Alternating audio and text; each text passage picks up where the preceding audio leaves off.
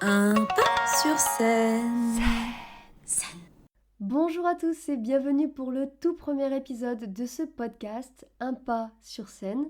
C'est un projet que j'avais à cœur de monter depuis un bon petit moment maintenant, donc je suis contente d'être là avec vous aujourd'hui. Ça y est, c'est le premier épisode.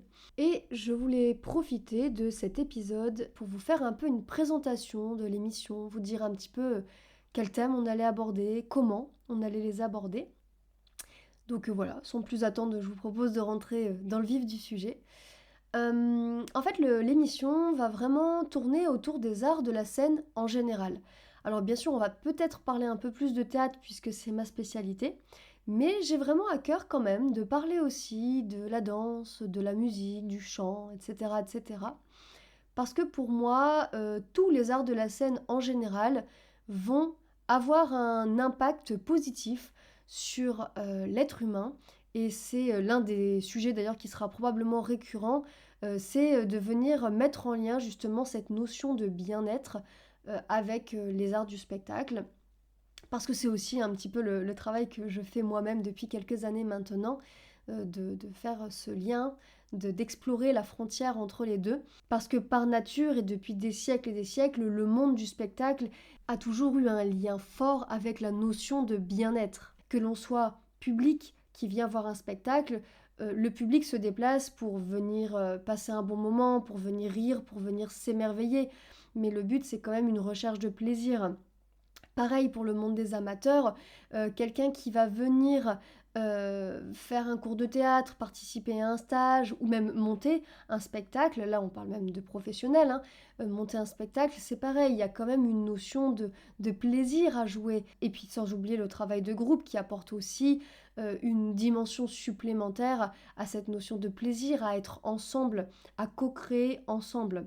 Et toutes ces belles choses, j'ai pas envie d'être toujours à les aborder ici, toute seule, derrière mon micro. Parce qu'encore une fois, le monde du spectacle, c'est toujours une aventure collective. Il ne peut pas y avoir spectacle s'il n'y a pas au minimum 2 personnes. On sait bien qu'il y a toujours plus que 2 personnes, mais il faut toujours qu'il y ait un artiste à regarder et un public. Donc au moins une personne qui joue, qui se représente, et une personne qui regarde.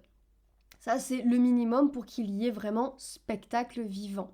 Et donc, ce qui m'intéresse à travers ce podcast, c'est justement qu'on puisse venir faire intervenir différents points de vue, différents échanges, pour que justement le podcast soit à l'image du spectacle vivant, c'est-à-dire que lui aussi soit vivant, qu'il n'y ait pas que moi qui prenne la parole et qui ne dise que mon propre point de vue, mais qu'au contraire on puisse avoir des interactions, des échanges qui permettent justement à faire grandir nos réflexions, à les pousser toujours un petit peu plus loin.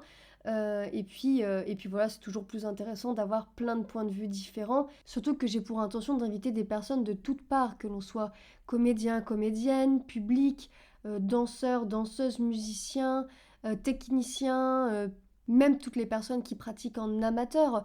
Bref, voilà, plein de monde qui pourrait éventuellement prendre la parole juste parce que les arts de la scène les intéressent, les passionnent.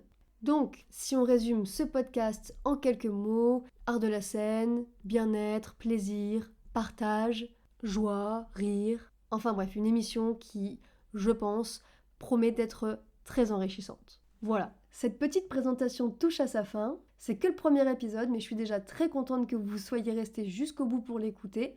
J'ai hâte de vous proposer la suite. En attendant que je prépare quelques épisodes à venir, je vous souhaite une belle journée ou une belle soirée et je vous dis à très bientôt. Bye bye!